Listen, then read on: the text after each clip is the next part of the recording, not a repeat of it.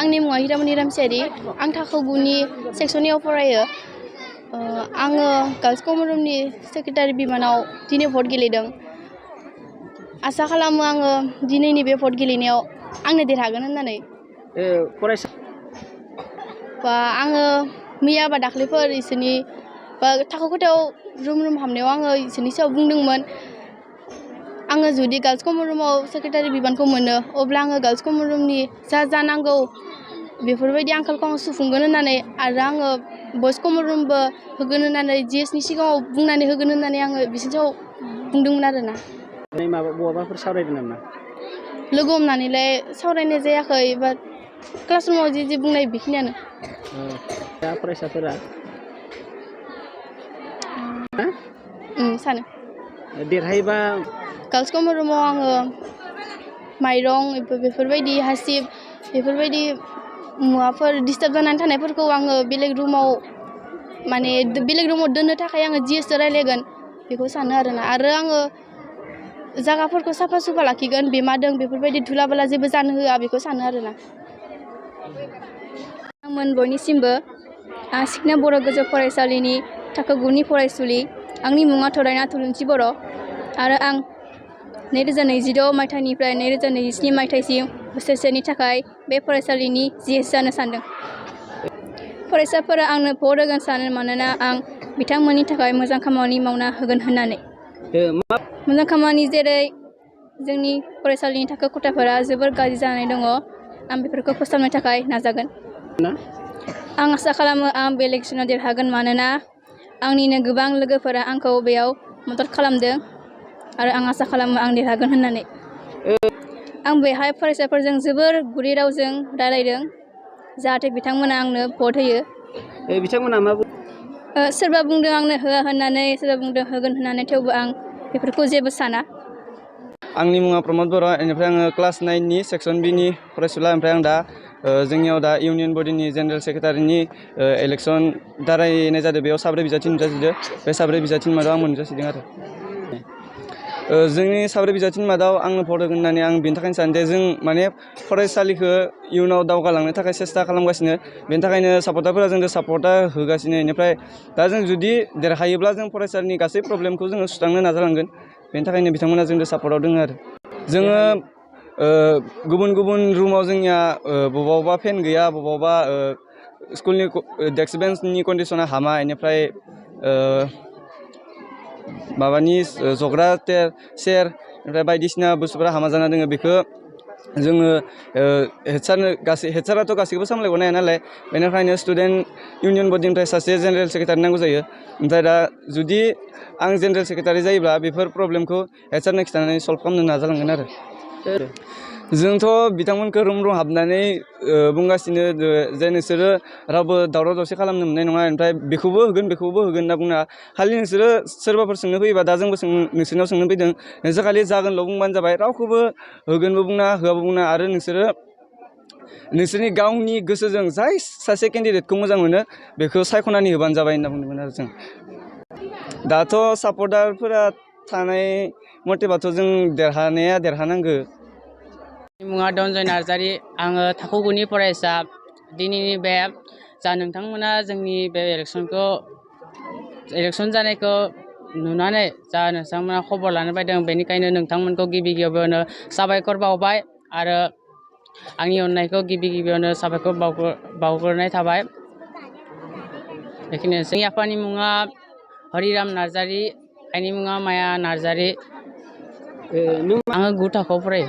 नोंथाङा दा आङो एजिएसआव पस्टआव बादायदों आङो इलेक्सन गेलेदों आरो आङो बिथांमोनखौ बुजायदों जे नोंथांमोना जाय बे फरायसालिनि खामानिफोरखौ मोजाङै मावफुंनो हायो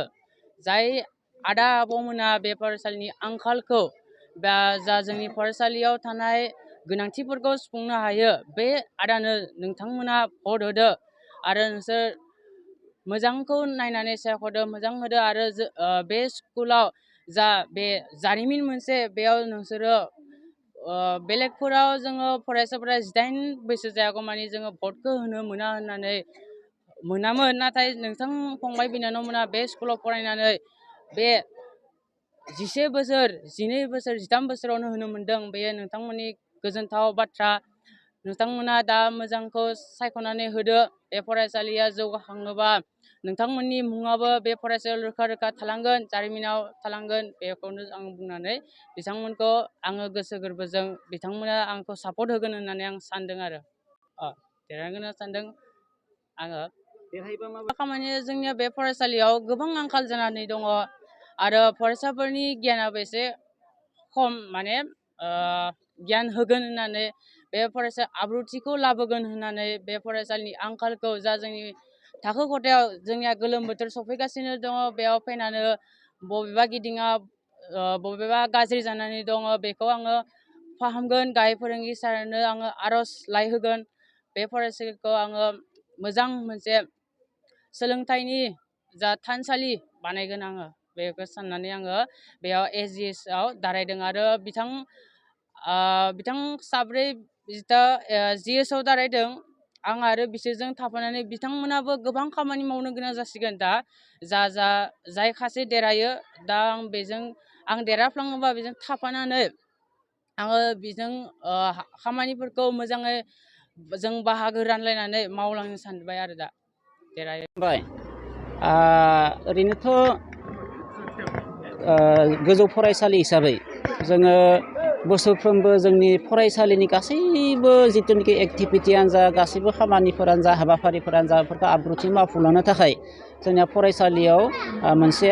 फरायसा हानजा थायो जायखौनोखि बुङो स्टुडेन्ट इउनियन बडि दा बे स्टुडेन्ट इउनियन बडिनि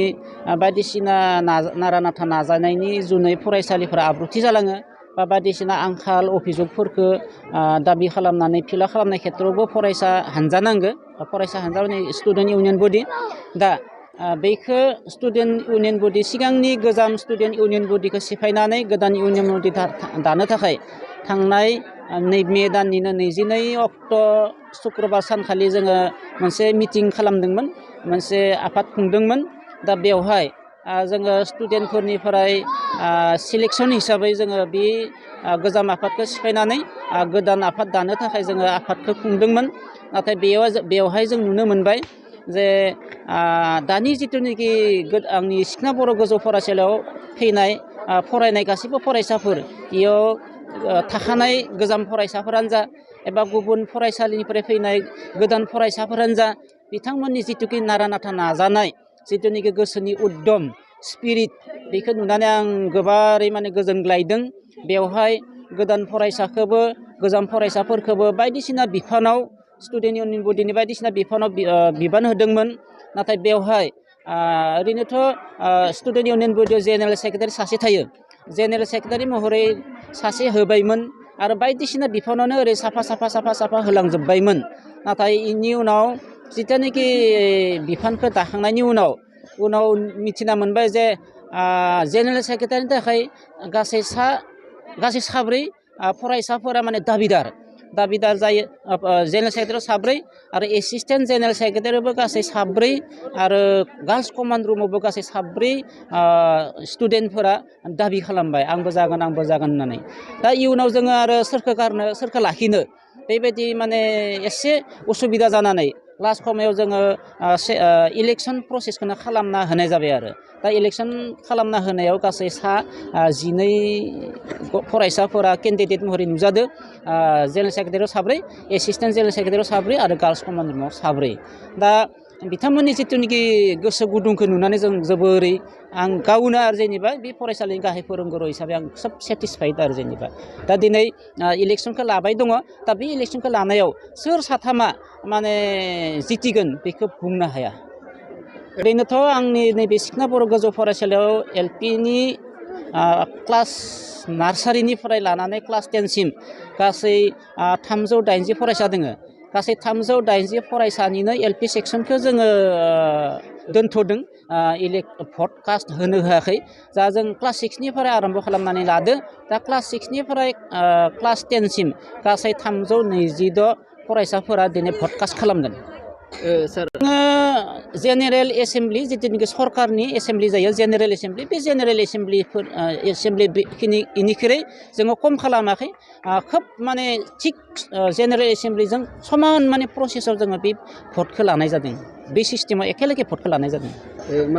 देरहानायखौथ' जोङो जुदि दा 1तासोनि सिगाङाव जुदि नैबे भटकास्टनि हाबाफारिया जोबबोला जों इयुनथिं माने 2तासोनिफ्राय काउन्टिं खालामनानै 4तासोआव फोसावनो हानायनि मोनसे